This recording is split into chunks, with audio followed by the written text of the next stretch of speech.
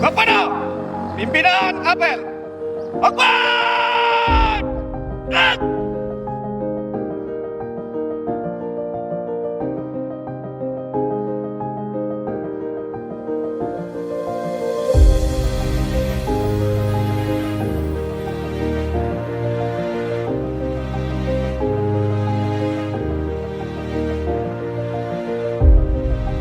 kesempatan ini saya ingin mengucapkan terima kasih dan penghargaan pada seluruh personil Polres Aceh Utara atas kerja keras dan pengabdiannya demi masyarakat, bangsa, dan negara.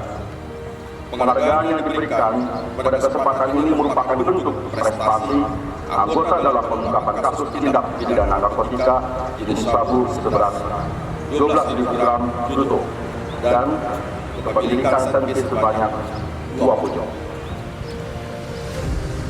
Keberhasilan yang ditorehkan tidak serta-merta itu saja, namun melalui proses perencanaan, pengorbanan, dan perjuangan yang tidak kenal lelah.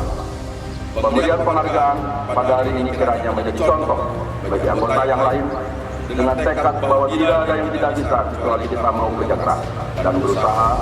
Tentunya hal tersebut dikolaborasikan dengan kerjasama yang baik. Prestasi yang telah diperoleh agar terus ditingkatkan supaya tugas Polri sebagai pelindung, pengayom, dan pelayan masyarakat sekaligus penegakan hukum dapat dirasakan oleh masyarakat.